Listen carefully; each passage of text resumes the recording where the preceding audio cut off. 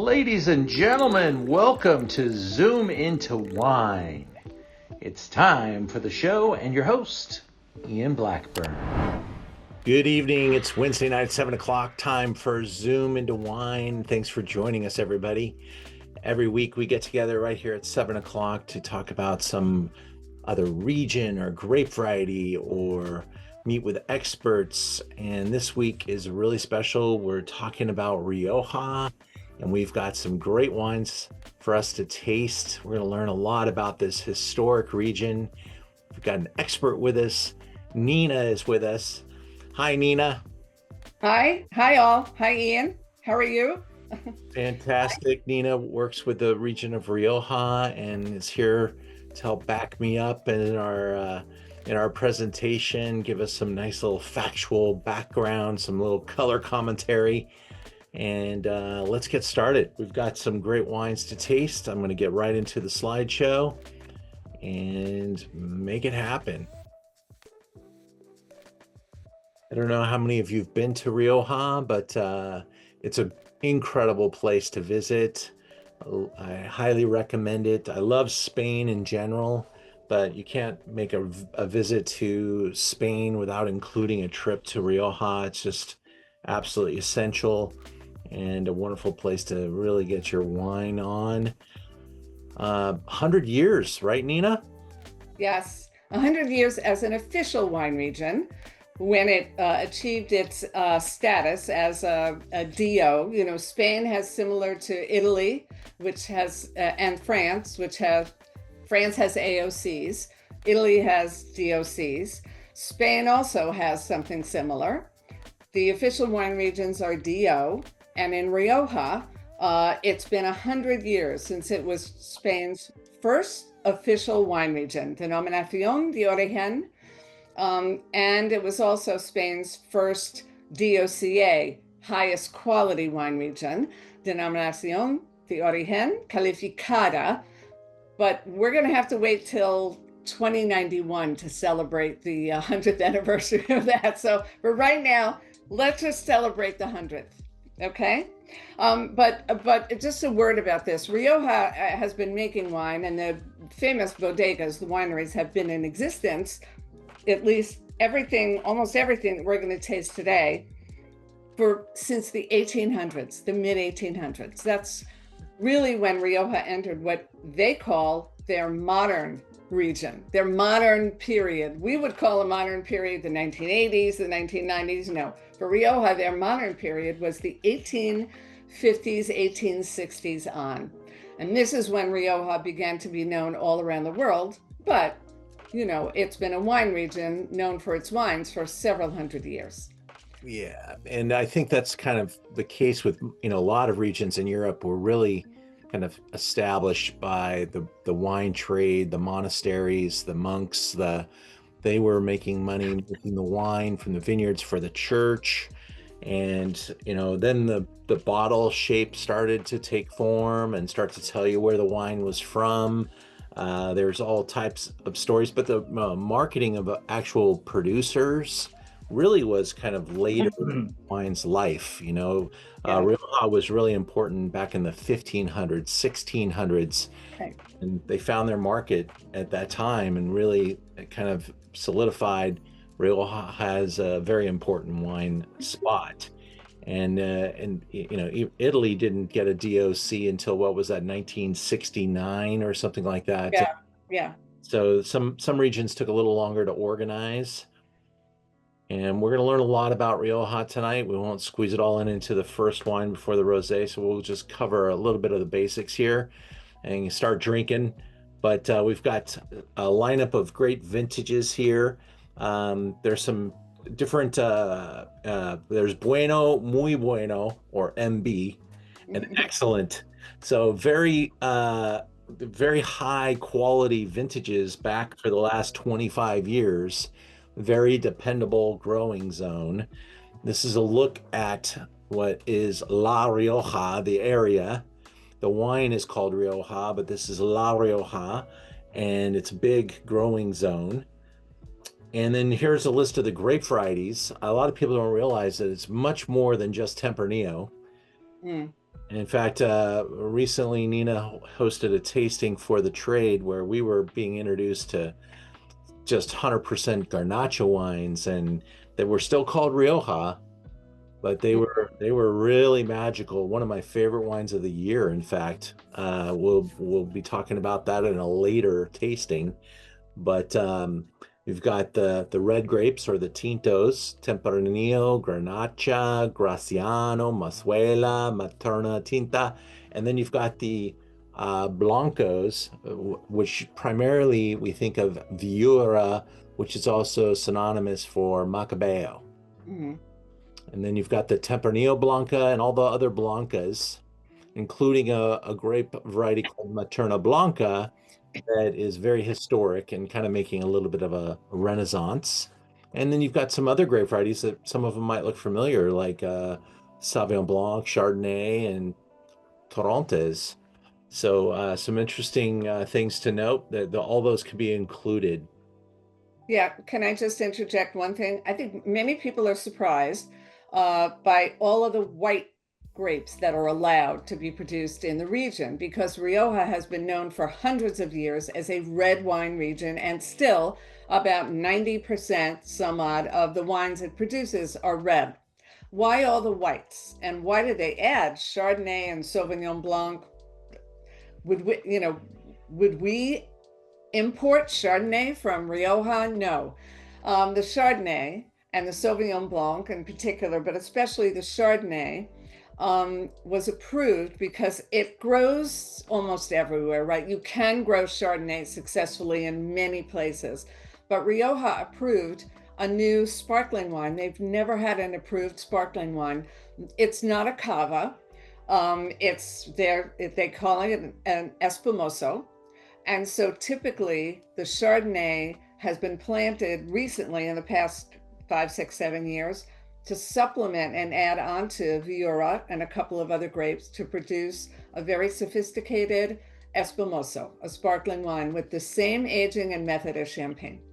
So that's why they planted some of those white grapes, even in the face of climate change, right? So interesting. Very cool. Okay. Another just a couple of things to digest before we get rocking here.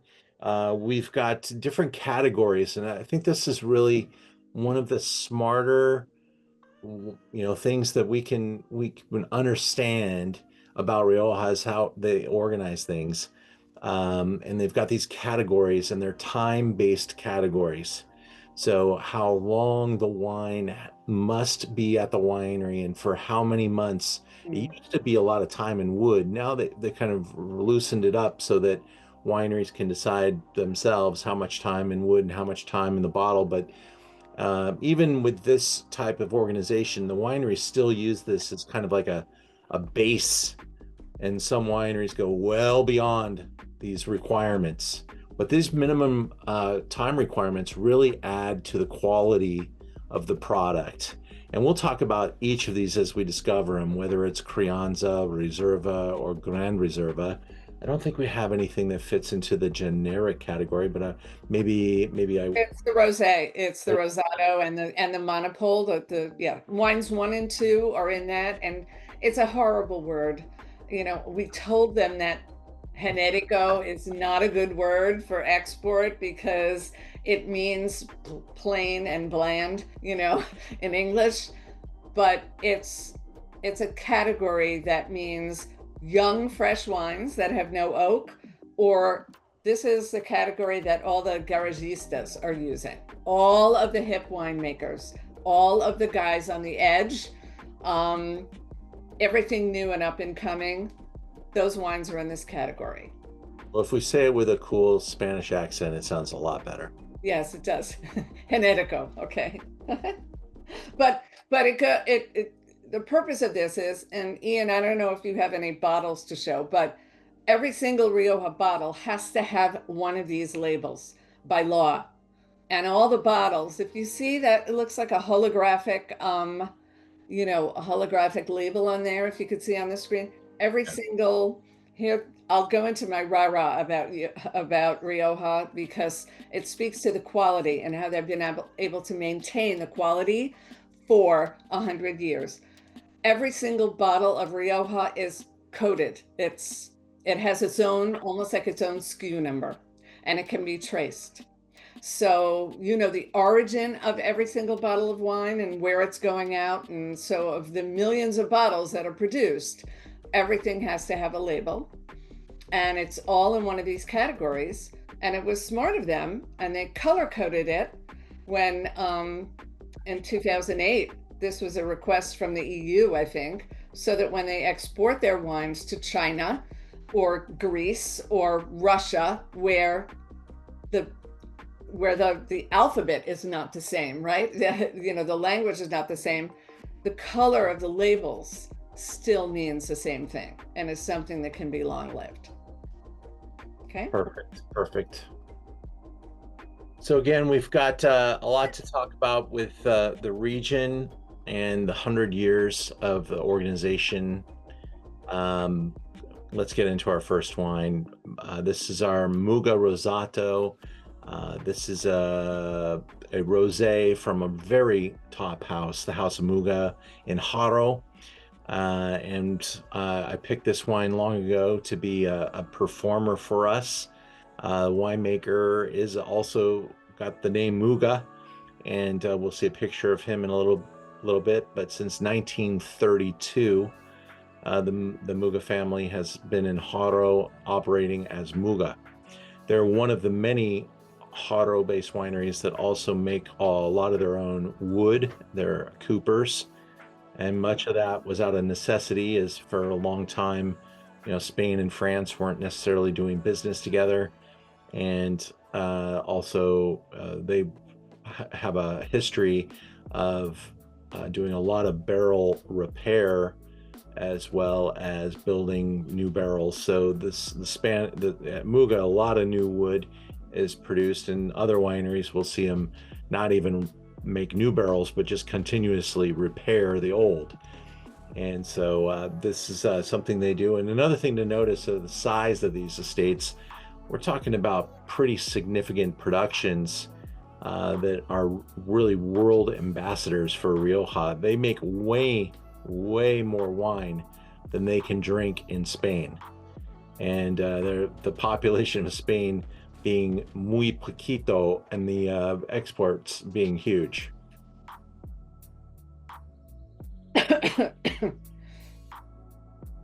Here's another look at the little circle where Muga is located.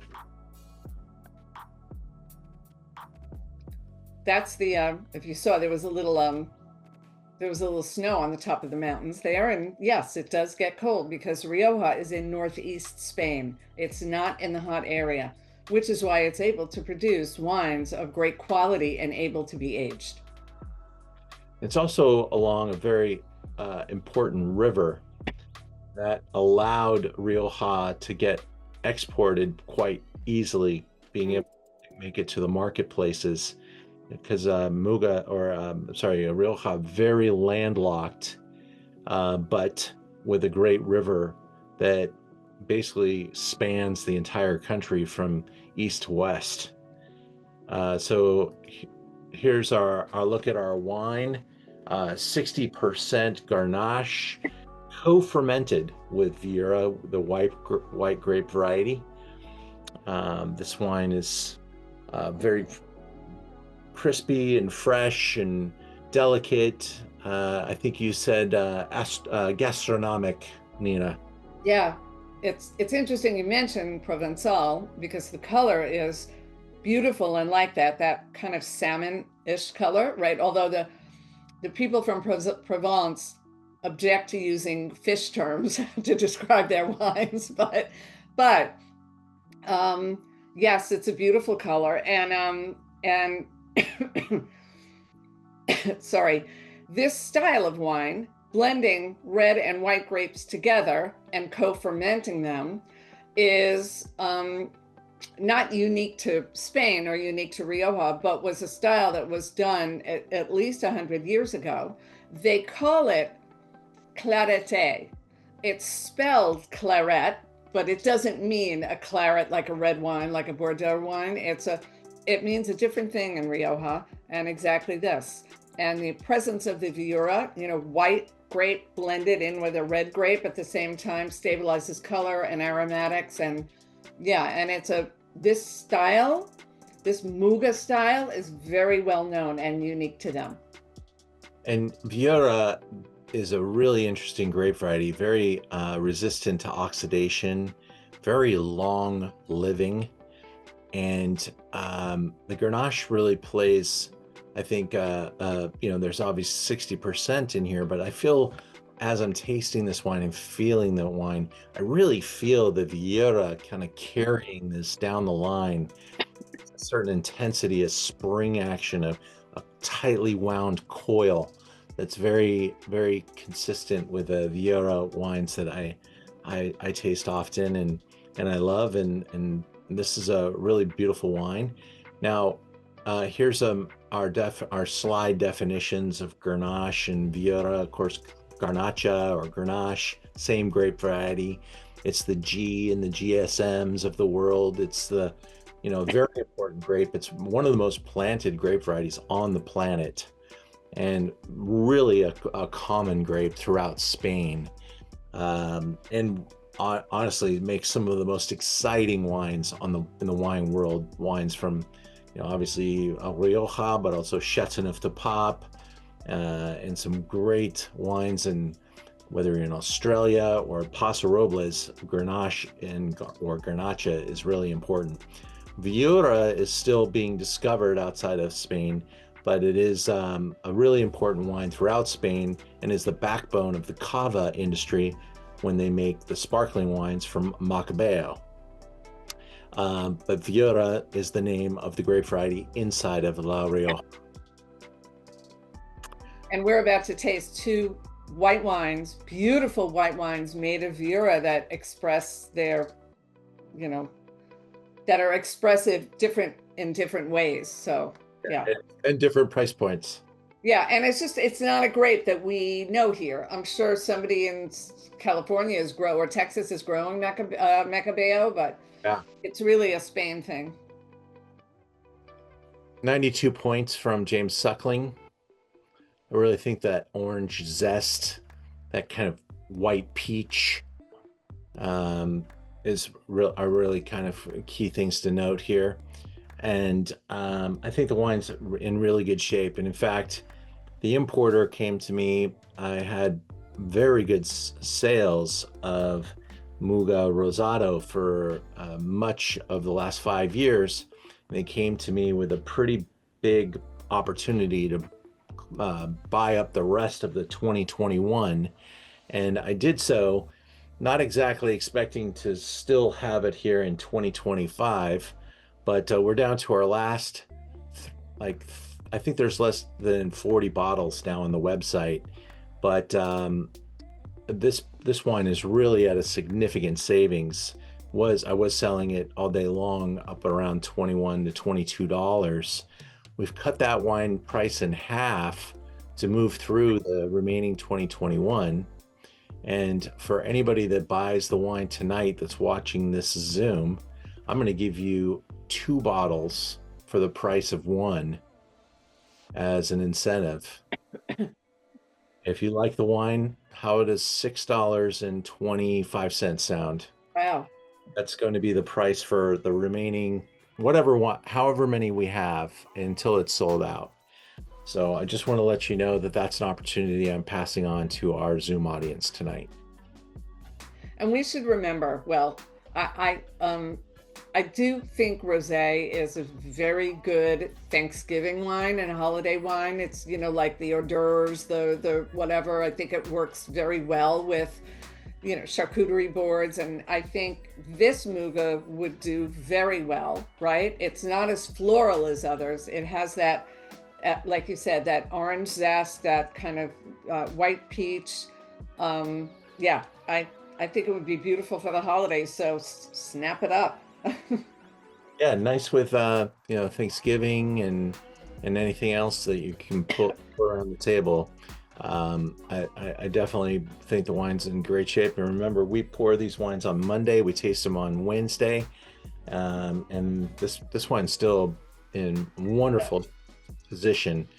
I will recommend to be drank in the next year or so, but I think it is in the perfect spot. And a lot of times when we think of rosé, we think, oh, we got to drink them really fresh, and they're so primary. They don't have any time to integrate. I love tasting and exploring the rosés when they're in their second and third and fourth years. And that's really, I think, when they're in their peak. And sometime shortly after that, they start to fade. And we explore that. And we also explore the opportunity that a good value comes along. And when Muga came to me with a chance to buy a bunch of cases for a low price, I was able to share that price with you guys. And now I'm doubling down on that for this group. I want to tell you, when I go to Rioja, it is just breathtaking vineyard land. And it is immense vineyards. We're going to look at vineyards tonight that range from 700 acres to 1,500 acres. So these are massive properties, but they may not all be small. They may not all be contiguous sites. Some of them own large plots of land without a lot of vineyard. There's a lot of forest. There's a lot of hillside. Rioja is broken up into thousands of these teeny little vineyards, and a lot of them are owned by small families. When the wineries are able to acquire, they do, and they are able to upgrade the growing, the latest technology, the latest, there's no longer grandpa making the grapes anymore or growing the grapes. It's now somebody with a high level credential degree who understands vineyard science. And so wine just keeps getting better because of all the layers of experience, wisdom, and education that we're putting in at every level. And with that, we'll go to wine number 2, to one of my favorite producers. This is CVNE, and that is a V. It's CVNE, CVNE. It is a great producer. They make multiple different levels. We carry numerous SKUs from CVNE, but I wanted to show you a Rioja Blanc that has a lot of great value and is something fun and something don't have to get too crazy to open a bottle like this. And then we're going to show you something a little crazy. That's why I wanted to do it this way. This is just a phenomenal producer of great size. You can see the entire family of wines, and I do carry at multiple levels different wines, from the Imperial to the Crianza. Throughout the year, I'll even carry additional SKUs. This is an incredible visit, and these wines just are benchmarks for Rioja, and they work at almost every single price point. Now, CVNE is a large producer, so large I was able to visit their warehouse, and the warehouse is enormous. In fact, I'm not sure if it was always planned, but the warehouse was creating its own weather, Nina. You're kidding, really? Inside of it? Oh, wow. That's scary. Yeah, it was so huge. I mean, it was like almost a moment of rain was occurring inside of the warehouse. That's how big it was. They have an immense amount of wine stored. They do not store the wines with the labels. They put the labels on just as they're walking out the door, but the wines are in these giant steel crates stacked like a mountain for the international markets. And some of them sit in those crates for 10, 15, 20 years before they get out of the warehouse. So it's an enormous warehouse of size, and was remarkable to be in there and to have to wear the raincoat as we did the tour. Now, this is the Monopole 100% Viura that we're going to be tasting here. I'm going to put it in my glass and taste it with you at this time. I have a lot of color commentary on this. Go for it.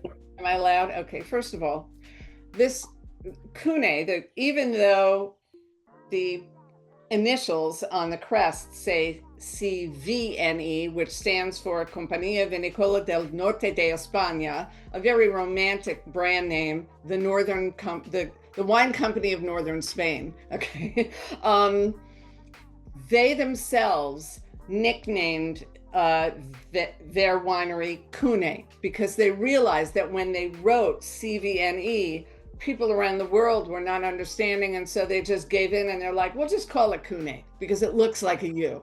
So it's the silliest thing, but this is what they do. I love that. So, right? So a bit about this wine. Well, there's also a bit of a Roman tradition of switching the printing of V's and U's that's okay, see, a couple of thousand years old. Okay, of yes, the U exactly. sound being written like a V. So okay, so maybe that's also like goes into it. Okay, so this wine was the first official white wine registered in Spain, and it's the first white wine that was exported from Spain.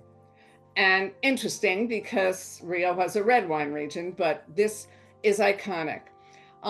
They made it originally and bottled it in this Riesling bottle. Do you have the actual bottle there?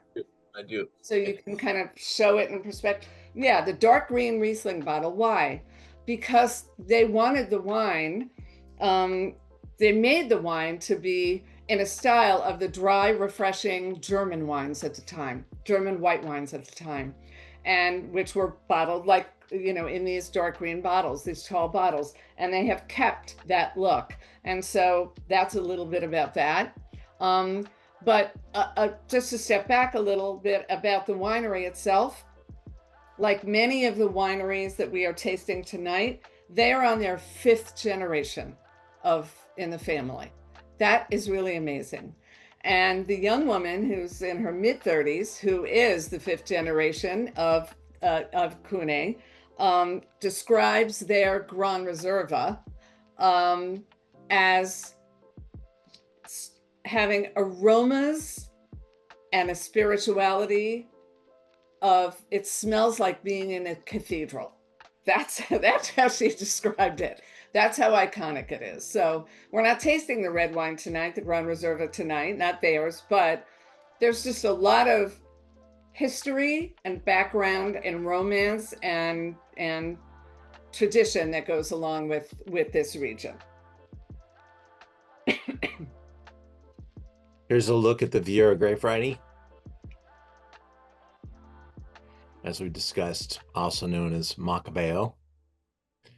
And that, in Bordeaux, Nina, white Bordeaux constitutes a very small percentage of the wine made. And something like 3 to 4% is the white wine of Bordeaux. What's the percentage of white Rioja? It used to just be about 8%. Up until 6 or 7 years ago, when the Tempranillo Blanco started being produced more, right? And they started adding the Sauvignon Blanc and the Chardonnay and the Verdejo, right? Which is a Spanish grape. And they use all that for blending. So I would say at this point, it's 10%, maybe growing to 11% when you consider the sparkling. Got it. They're not going to flip it. There's 11 or 9 approved white varieties and still only 5 red approved varieties, and they're not going to change that because that's their lifeblood. Now, was it 2 years ago, Nina, that we did a program together? Was it already? Yeah. I was looking for the video with Victor, and it was over almost 2 years old now. Such a gentleman, such a great leader, such a wonderful human being, and really has a great personality. And I want to make sure I make it back over there to see him very, very soon. Again, 5th generation. Yeah. Mm-hmm. Yeah. Another angle of the facility. And this is in Otto, right? Yeah. Rosado, along with Muga and several other wineries that we're going to be tasting. Yeah, I almost kept the entire event in Haro. Right. So here's a look at our bottle, $12.95, and we continually reorder this wine. Yeah, this is beautiful. It's in a great spot. I think I would love to just kind of pay attention to the chat box now and see what other comments you guys have. If you have any tasting notes that you want to put in there. But love to get your ideas about the nose of this wine. I think you can feel that viewer tension. I felt the same tension in the Rosé that you feel in the mouth here.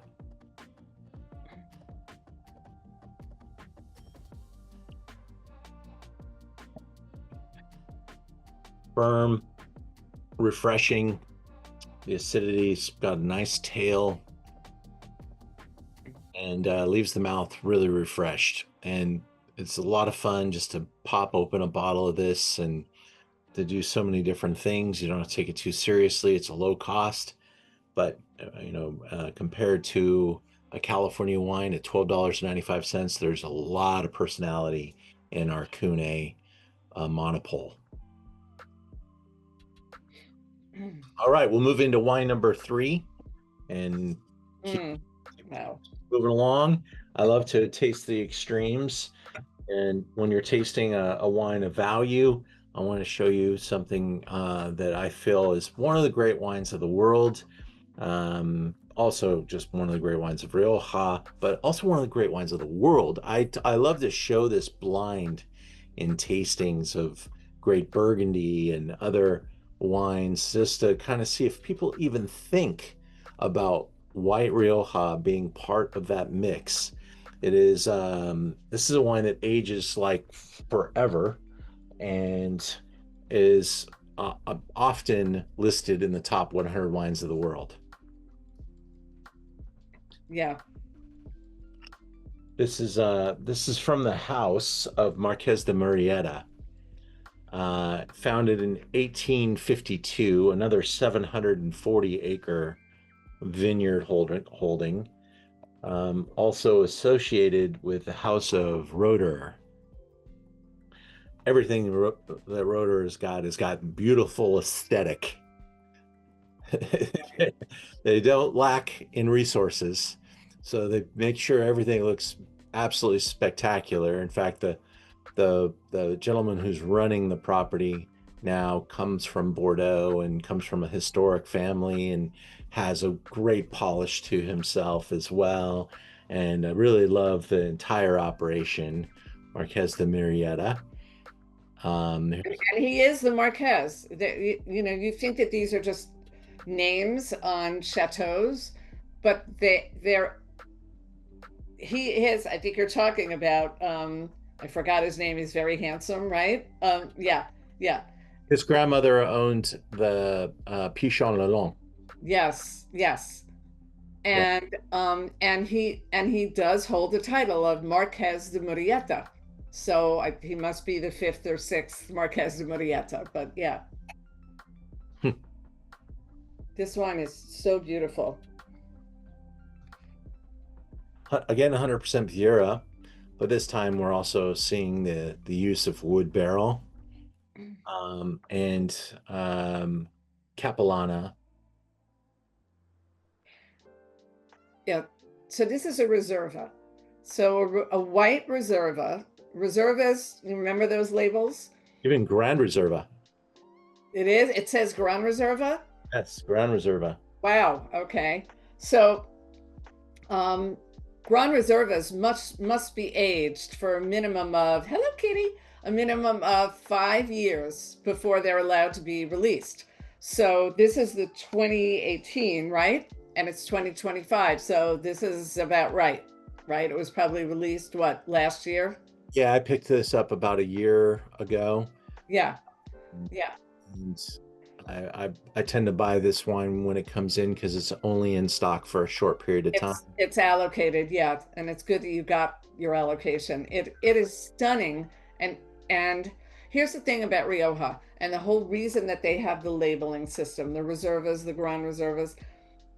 Rioja holds its wines back.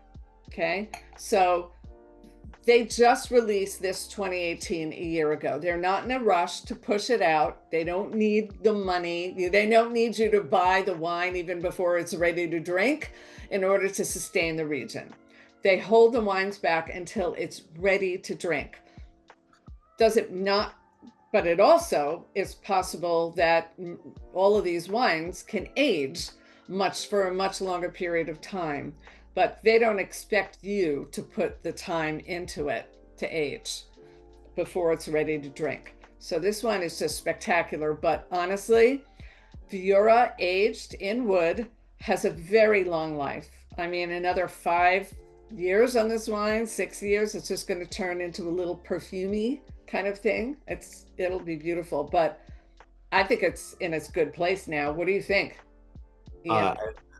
First, I've had wines, white Riojas from the 1960s that are still incredible. And I think this wine has that kind of aging potential if you want to explore it.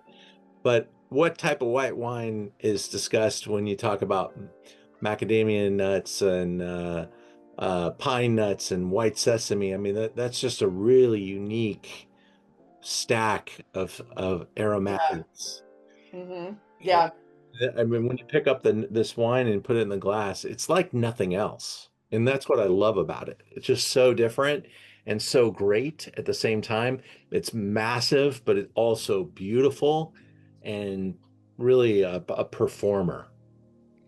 Yeah, that comment, it doesn't slap you in the face. It's subtle, yes, but it has a really beautiful, long aromatic finish. It's stunning.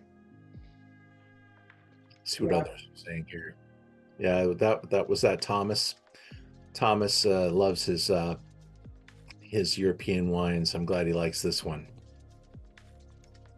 Yeah, this is a peach. This is something you put in your cellar, and again, you keep it with the great wines of the world.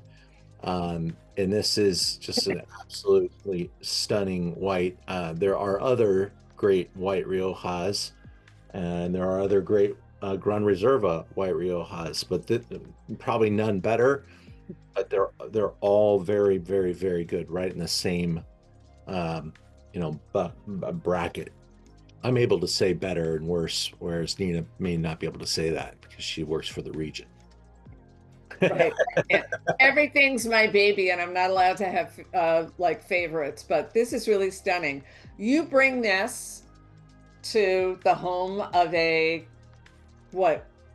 Burgundy lover, Monopole lover. I guess I'm not up on my Burgundy, but I would stack this wine and the experience of drinking it up against the finest white Burgundies. For sure. And Nina, recently this summer, we did a white wine dinner with a seafood, like a pescatarian menu.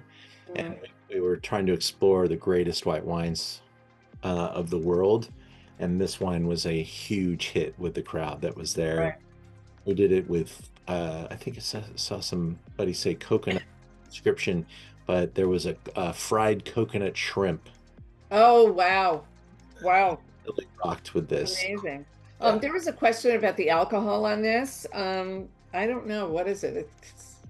It's not. On the handwritten label, by the way,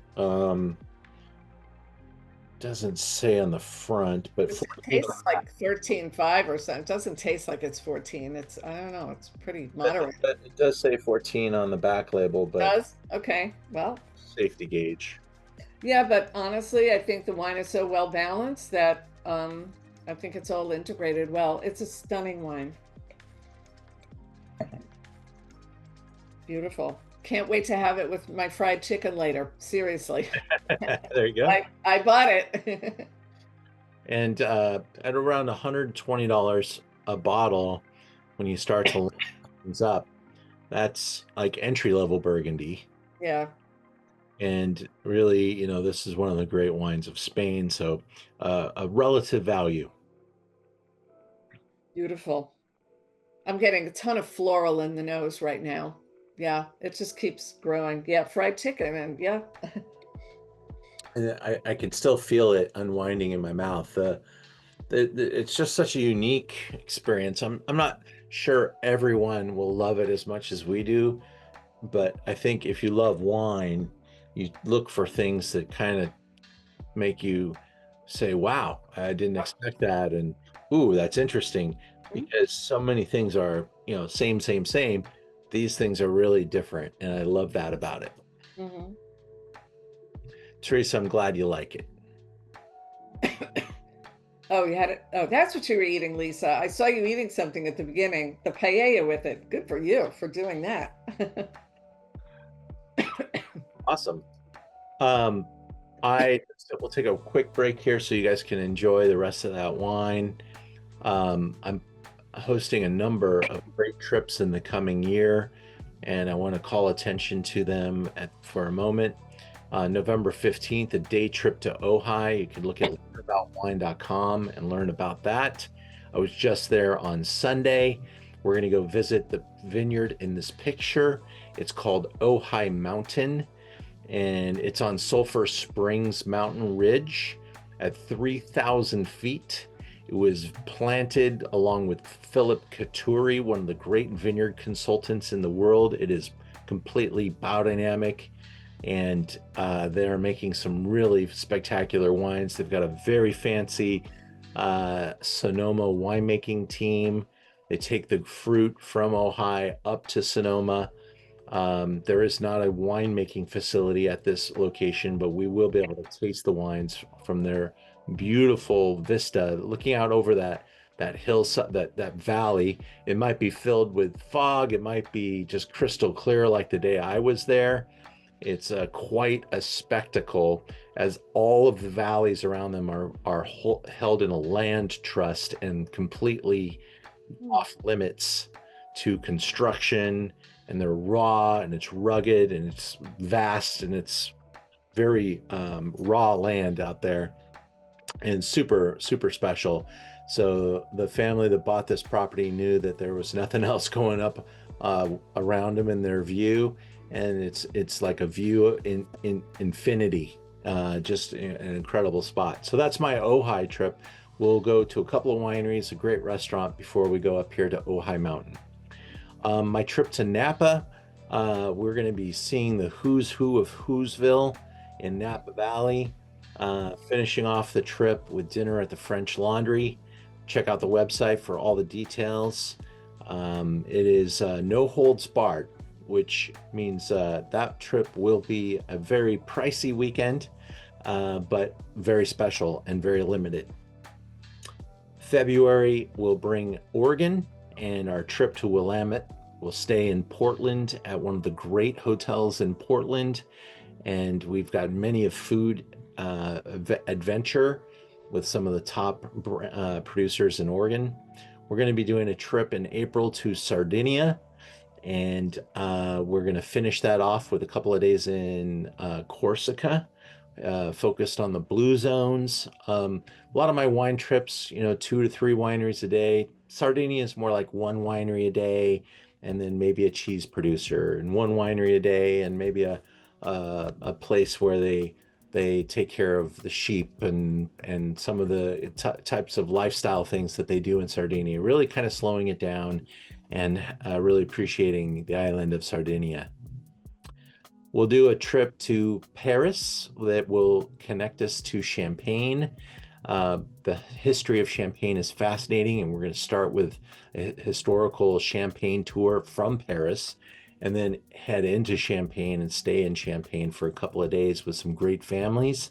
And then we'll head to London and to Kent, because that's where the Champagne region is growing, with the Champenois buying the great white cliffs of Dover and the land around it, because it's all chalk. So we're going to learn a lot about bubbles on this trip. It's quite an adventure. Check out the details and sign up for interest on that trip. We'll probably have that available to purchase in the month of November. Finally, New Zealand. So much to do in New Zealand. I don't know if I could make the trip long enough. It's the list of activities and places to go and discoveries to be made are sensational. And when you fly all that way, you want to try to do it all. So we're going to make a pretty adventurous trip out of New Zealand, and I'd love for you to come with us. Our trips feature about 10 to 14 guests, and always great wine and great food. Wine number 4. Wow. Nice introduction into the reds. Woo. Right to it. Wow. Yeah, we didn't wait. We could have stopped, kind of tippy-toed in, Right. a little Crianza, but we went straight to a Reserva from one of the great vineyards in all of Rioja, from one of the great producers. This is Lopez de Heredia. It is an experience in itself, like no other. I mean, you know where you go places and there's like that one thing that you did that impacts you the most? This might be the winery that impacts you the most. One of the oldest, most established, most beautiful, and really well run establishments is Lopez de Heredia. They make a number of different single vineyard Rioja. Tondonia is its most significant, probably in size, also in dollars. Really makes the landmark wines that they push out the longest into their Gran Reservas. Not the largest of the vineyards, 420 acres, but that's large enough to make a good amount of wine, and they're family owned and operated still today. That's a look at the vineyard land in the middle of winter. That's Tondonia. It's named because it's shaped like a rotunda, kind of like it's named after the shape of the vineyard. And is it surrounded by water as well? No, just a little bit is on. You see the Ebro there, right? So it's not completely surrounded by water, but it is on one of the curves of the Ebro, and it's their original vineyard. It's the original vineyard that they established the winery with. And it is a beautiful winery, but it is very traditional and very old. Yeah, and this is one of those places I was telling you about earlier where they do not use new wood. They fix barrels, and they are famous for leaving things alone, like the walls, which are covered in almost a mushroomy growth, because they believe that the winery is part of the terroir. And it goes undisturbed, and they have these massive old vats that some of them 80 to 100 years old, and they have the barrel team there fixing and repairing barrels, and the use of old wood is part of what they do. It makes the wine different. It makes the wine smell like a little mushroom and a little age time. There's something very different here, and you're talking about traditional Rioja using American oak. Mm-hmm. The smell of the American oak, which there's some very distinctive things here. The key, like the buzzer, like if you're in a blind tasting and you smelt this, you might even throw down. Not that you're smelling Rioja, but you're smelling Lopez de Heredia, because it is so signature, and the smell of dill. Mm-hmm. Yeah. In this winery, there's not a French oak anything to be found, nor is there a stainless steel anything. I don't even think they would have a stainless steel stirrer for okay for the vats. And they pride themselves on it. It's the old original tanks to deliver the grapes. And as you said, they only replace the staves. They never replace the entire barrel, and it shows. And they don't disinfect the winery, after the harvest. They just hose it down with warm water. It is very, very, very old school. Very alive. Yeah. I want to say too, um, this is the current vintage, okay? And this is a Reserva. So when we looked at those uh, color labels that you put on the bottle, where 5 years is a Grand Reserva, I told you that a lot of producers take that and go well past it. Well, Reserva is 3 years, and their current vintage, I think they just now moving into 2000 or 2013, but Yeah. we're tasting 12 today. And that is part of what they want to do. They want to show you wines that make you go, wow. And their Grand Reservas are 2004, and their white Grand Reserva is 2001. Their 2004 Grand Reserva sells for north of $250, and the white is north of $300, and considered really an investment class wine. And it has been on the steep ascension in price and collectability as people are snacking them up, because they age like these things are taught to age forever. I'm born in 1968, and the legendary 68 Tondonia is, if you have any, that would be a great way to, if I were to come to your house for dinner and you were to buy the wine, that would be the wine to buy. That would be great. It's also about $2,000 a bottle, but it is really that is one of my favorite wines, iconic wines to be able to find from my birth year. Everybody should find the best wine from your birth year, and I don't think it's gotten anything better than 1968 Tondonia for me. Okay, cool. I'll keep an eye out for it. I don't know who would have it. Somebody in their cellar somewhere in Spain. So, somebody asked about the traditional netting on Yeah. Rioja bottles. Okay, so originally that was a fraud prevention, because Rioja was known even way back in the 1800s and before that, but to be a spectacular wine. And like most famous wine regions, somebody thought to steal the wine and put plunk in the bottles, right? And so there's Maria Jose. And now, it's I would say it's more marketing. We don't need that because, we have our own methods of preventing fraud. But that's the genesis of that. And not every bottle has that. I think it's just the Gran Reserva that does that now. Yeah, yeah. Mm-hmm. But this woman right here, she is in charge of carrying the spirit of this brand forward, and she is relentless in her pursuit of turning back the clock and keeping Tondonia old school. And even the way she brings the wine to market, and the instructions that she gives the importer, and the way she manages the brand, it's a little different than anybody else.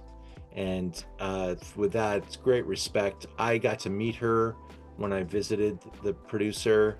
She is omnipresent, and I don't know if she still maintains this pace, but I met her. I think so. Yeah, yeah. I met her back in, like, I don't know, 2010.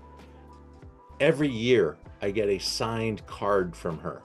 Really? Wow. And they're beautiful, Nina. Wow, that's amazing. They're not just your normal like holiday card.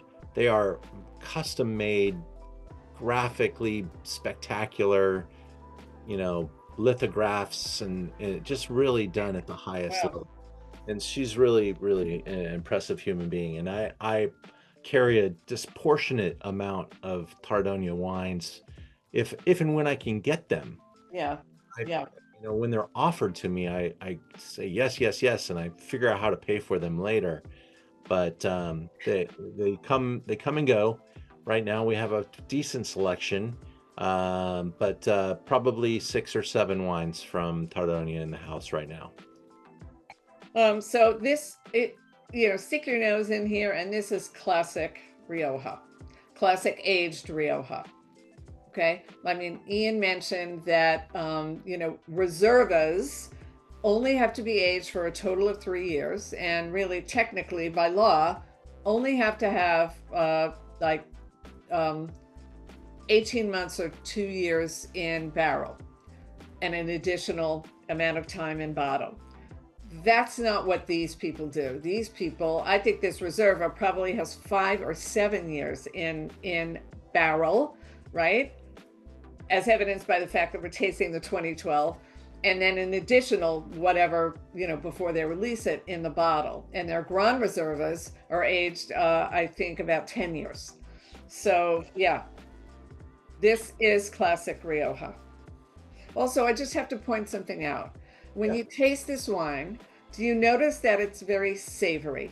There's a little bit of salinity and saltiness to it. It's one of the things that makes Rioja a very, very good food pairing wine.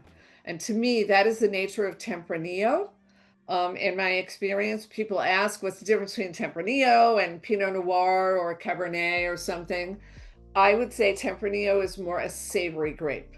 You get great fruit on it, but you're getting black plum, black cherry, and things like that, and dried fruits. It's different from a Willamette Valley Pinot Noir, but yeah, it's got that kind of balance and this beautiful kind of savory aspect to it that makes it go so well with any food. Also, just think, it's $60 for a 13-year-old wine. It's a lot more expensive of a, as a Reserva. It's probably one of the more expensive Reservas in the marketplace. But the fact that they're also holding it for 13 years, and again, compare $60 in this wine versus what you could buy elsewhere in the world for $60. This is still, arguably a great value, and and it's certainly nowhere near the end of its life. This is a baby, and it'll probably taste very much like this for a very, very long time. It's a very slow to evolve wine because it's taught to get to this point and kind of hold this point for a very long period. I wanted to do something fun, and I got to tell you, this next wine, when I buy this wine, they market this wine a little differently. There's some different ideas here, but in the past, I've carried this wine 15 times. Mm-hmm. I bring it in. I typically buy 2 or 3 cases at a time, and somebody will swoop in and buy all of it, one chunk. They tend to come into the market with a really aggressive price on a wine, and you're like, how did they do that? Right. And so the retailers get it, and they're like, we just got the new Faustino, and here it is. And the current vintage, kind of like Lopez, they're older. This is a Gran Reserva 2016, maybe one of the greatest vintages in Rioja. Yeah. And this is, and they get punished a little bit with their score because of their style. Their style is way more conservative and really long aging. And when I opened this wine was least ready to come out and play. So I haven't tasted it yet. I'm excited to taste it and see how it evolved in the last 2 days in the decanter. So let's get into this little slideshow.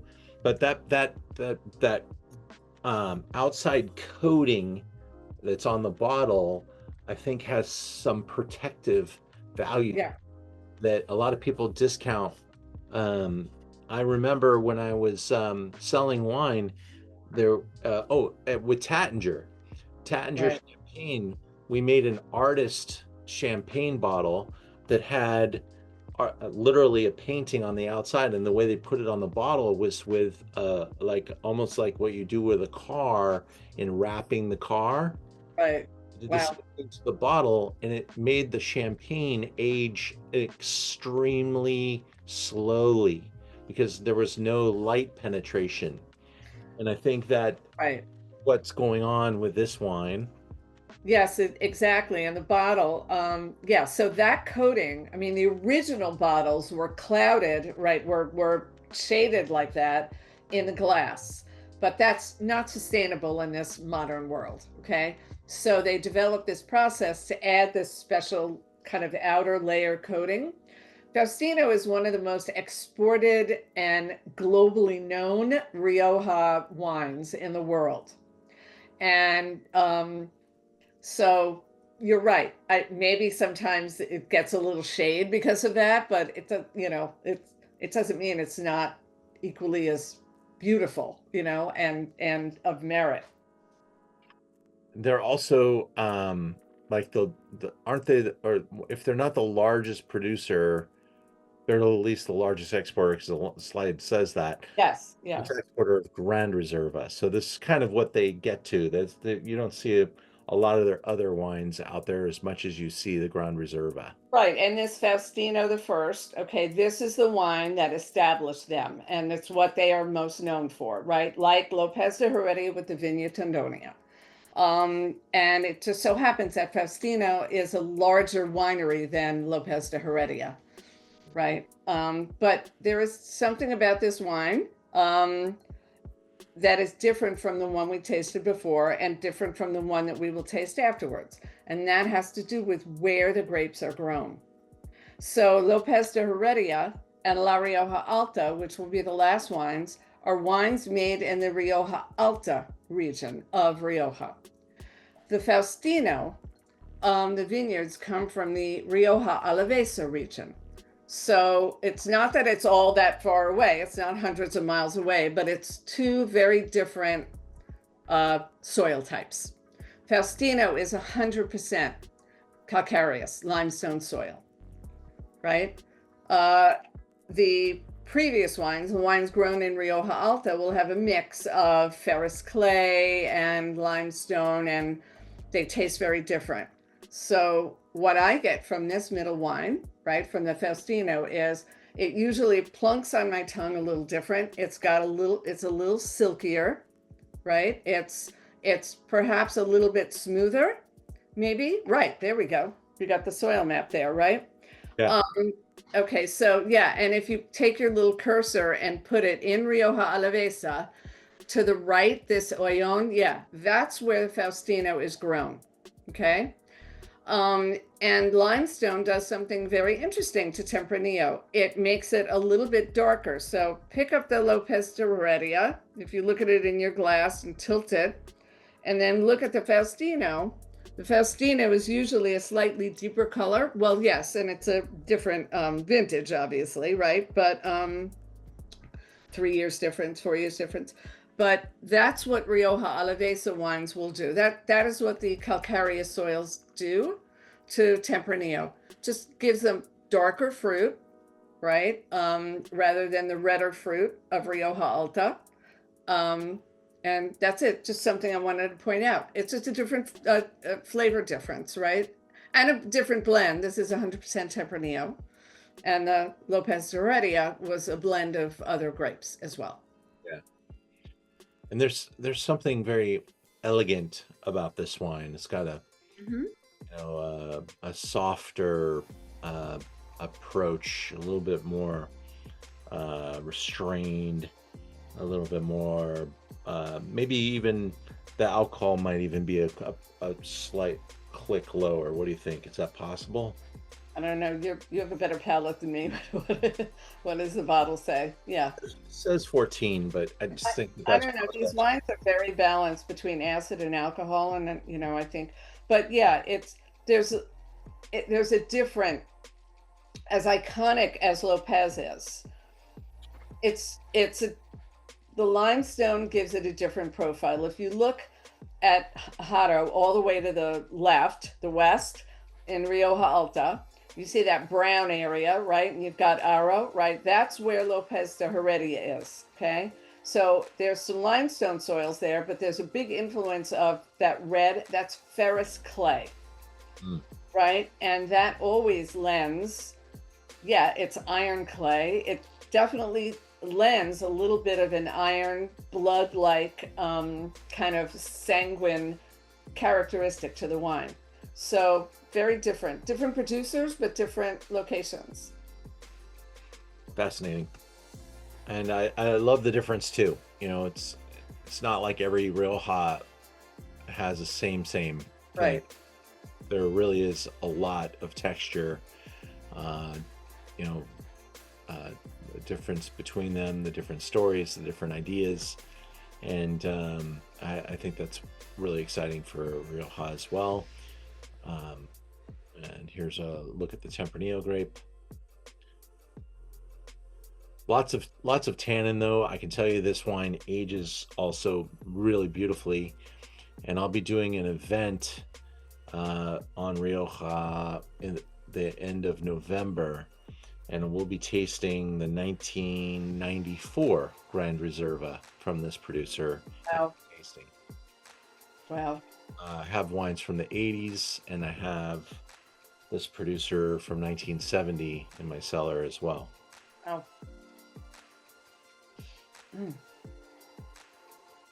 What's your price on this wine? It's probably very good. Remarkable. Wow. This is why it flies out a case at a time. The current vintage is $40, and there are windows of opportunity where they come in and even spank me on this price, but they do make you buy like 20 cases to get something even deeper. But this is just a really good wine at a good price, and something I wouldn't mind owning 16 Rioja forever. It's going to be that kind of a vintage.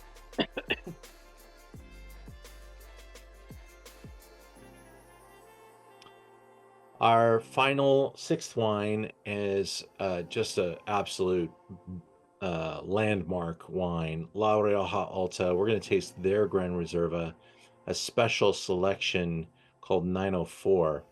This is from 2015.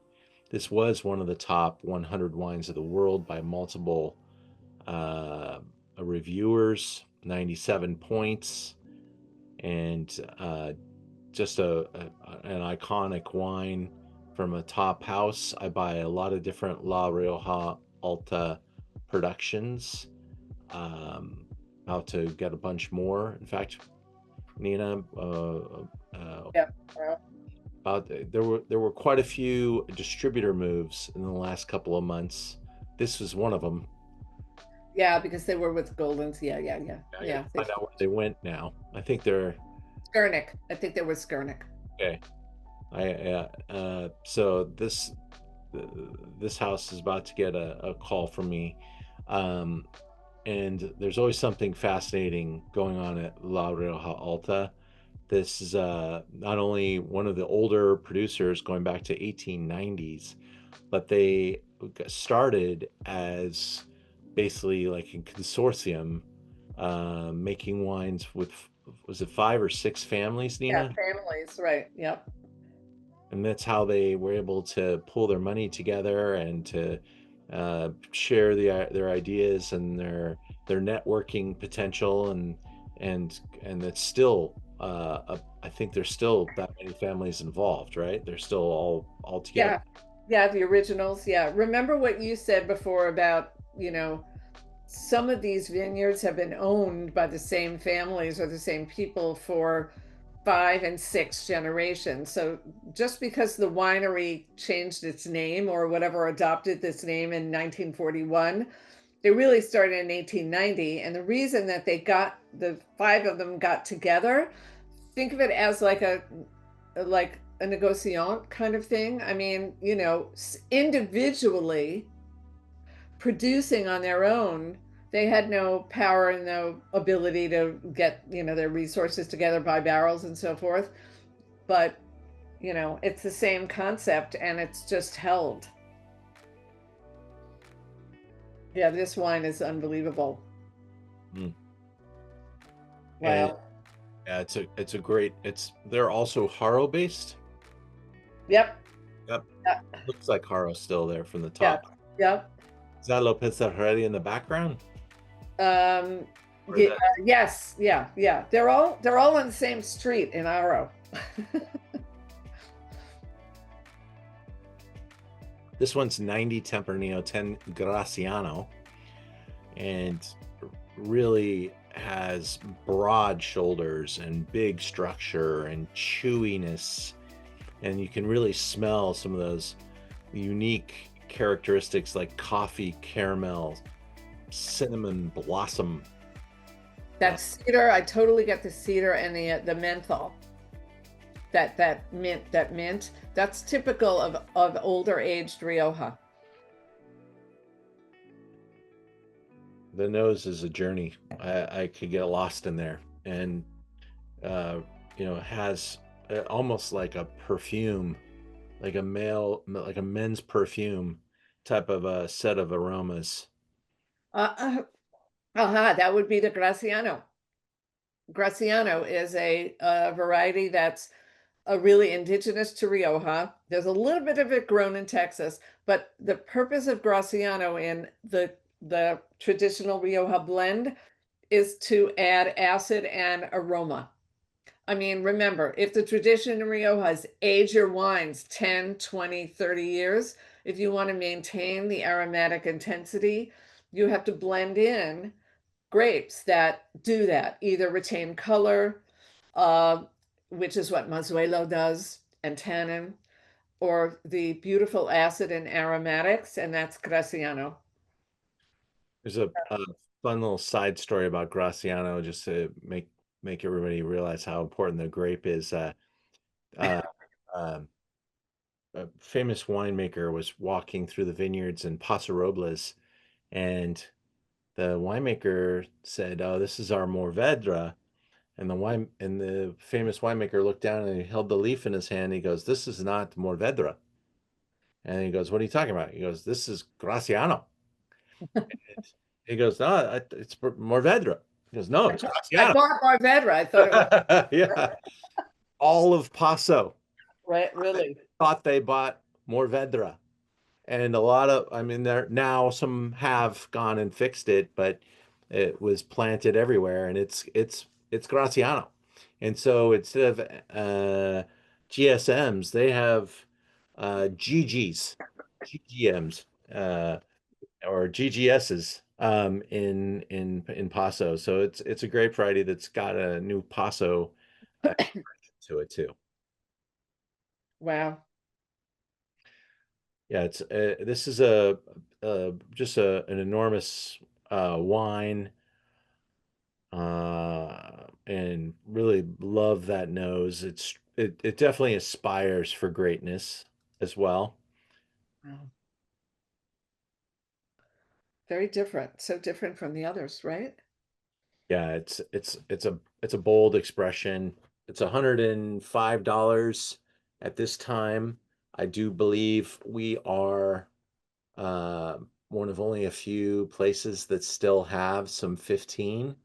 I bought large at the end of the offering, down to last couple of cases, but it is a great wine that I'll love having for several years, and it's certainly a wine that appreciates over time too, and probably due for a little bit of a price check. after this event, because I'll see what the rest of the world has it for.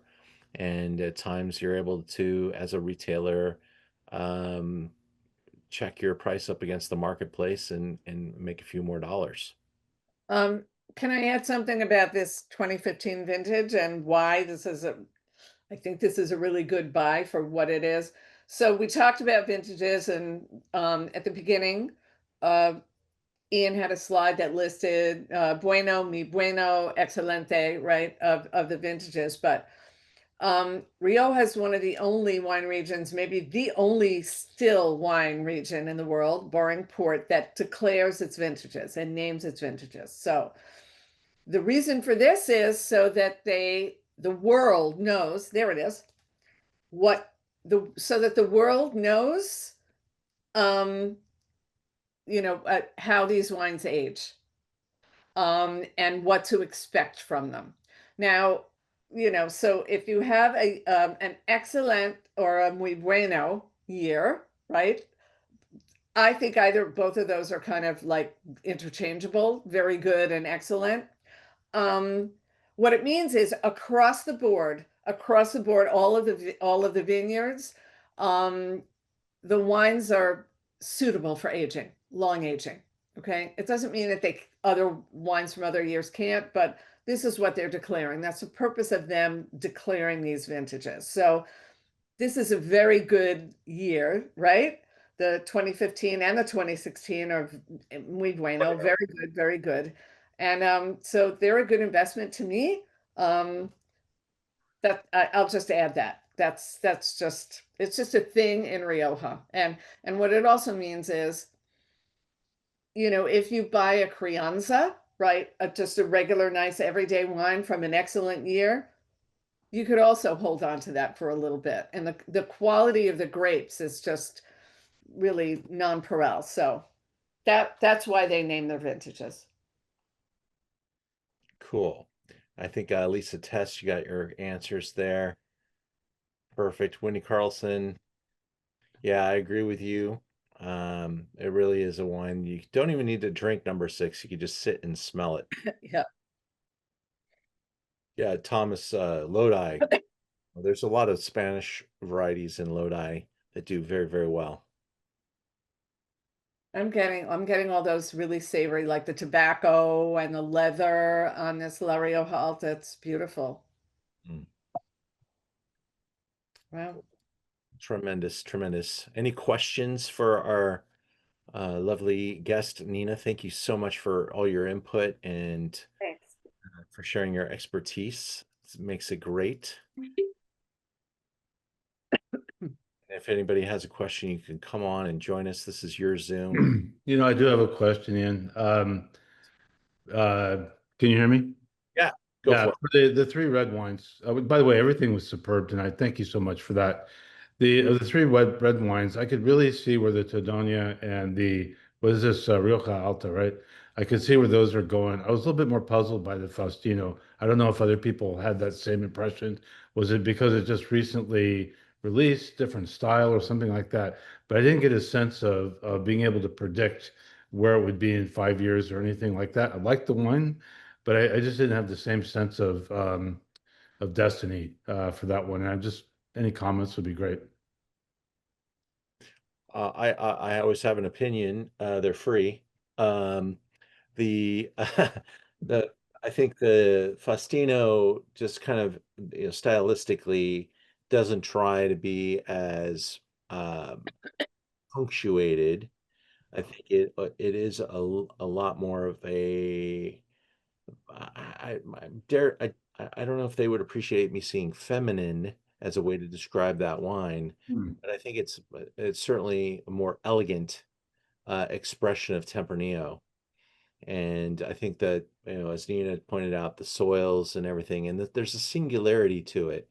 And also, I think the lack of other inputs, like that doesn't have the marks of the wood and the different, winemaking. It's much more just about the singular grape and the singular soils and that kind of expression. So I think it has a great destiny. I think it's already enjoyable, but I think that it'll just continue to slowly evolve. I really think that that wine is going to be a very slow moving ship, and it's not going to change much for a very long time. And that's kind of what it does. I Mm. think that that's a good point. It's not going to change much, but your point is well taken.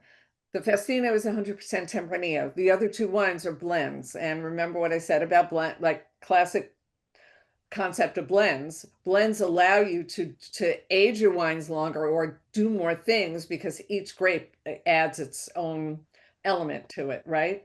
Mm. And so the classic longer aging, that's why you can see where these two other wines are going, right? And they have more of a backbone. And they also have, I'm just a firm believer of soils in Rioja creating different outcomes. And there is such a difference between the ferrous clay and the calcareous soils in Rioja. Not to be too geeky about it, but there's just a big difference in aroma and flavor. And it doesn't mean that the limestone soils are like meh, those wines are okay. It's just a different expression of it. Yeah. Mark, what favorites did you have tonight? Um, the Capellania and the Rioja Alta was just the finish on that is just it just keeps lasting and lasting and lasting. I've had their wines before, but I haven't had this one. It's a stunning wine. Thank you, guys.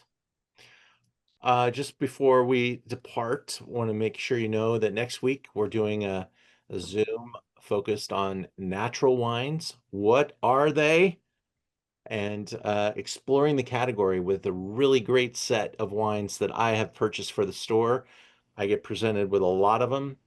There's a lot of very interesting angles, and I'm trying to appreciate what is very popular about natural wines, but also just conservatively buy things that I want to represent and tell the story of.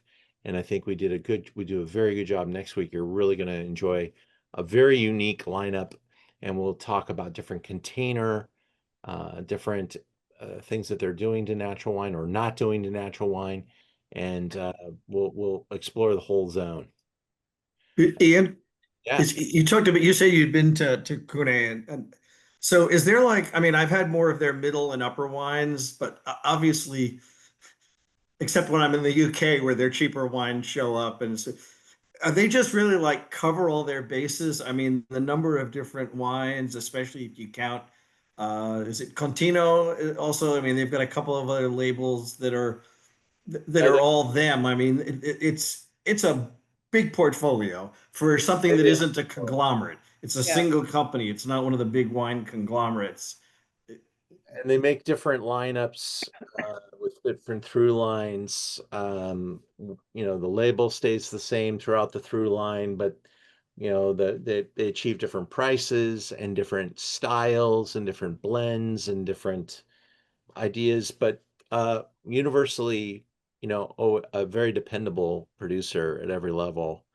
Um, I will also say the House of Kune is one of the great aging wines, and being the go back in time, and those wines. That's the other thing that maybe we don't get a chance to talk about enough tonight, but these wines are just incredible from the great vintages of history. Tasting the Well, wine.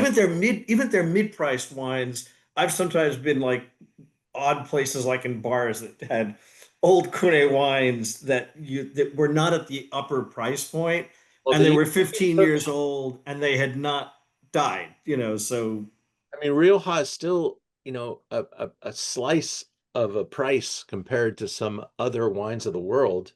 And just think about 30 years ago and where they were. I mean, they are an incredible value, and the fact that you can buy a 1950s or a 1960s or a 1970s or a 1980s birth year wine and have something sensational. They last. and they The are winemaking was still that good even back then, because I and haven't had the. slow, and slow because they made the wines in very large, slow aging wood. They'd leave the wine in wood for 5 years or more. I mean, back And then then, bottle it as they needed it. yeah, Right. they would bottle the 1968 over 10 years. There were different bottlings. So maybe even longer.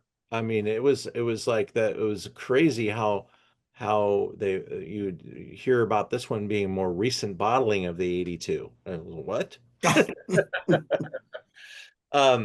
So with that, I have just one more slide to show you with the future, because we are scheduled all the way through the end of the year with our Zooms. Natural Wines, I think, is great price. Merlot and Cab Franc, great showing of the Rhone Valley, new wines from New Mexico. A lot of really wonderful things. We produce these Zooms at our cost of production. We get them out to you. We appreciate all of you guys being here. We had 24 people subscribe to this Rioja Zoom tonight, so really excited about that, and thank you all. Couldn't do this without you, and we hope to be doing our Zooms for a very long time. I will sign off now with one final thought. Go Dodgers! Ian, you're really doing the Yeah. Burgundies the night before Thanksgiving? Yes, it's perfect. Oh, can't do it. Well, You could taste them on Thanksgiving. Watch the video later. That's what a lot of people tonight are doing, because they're at the Dodger game. Good night, everybody. Thanks for the opportunity. Thank you, Ian. Thank you all. Bye. Bye.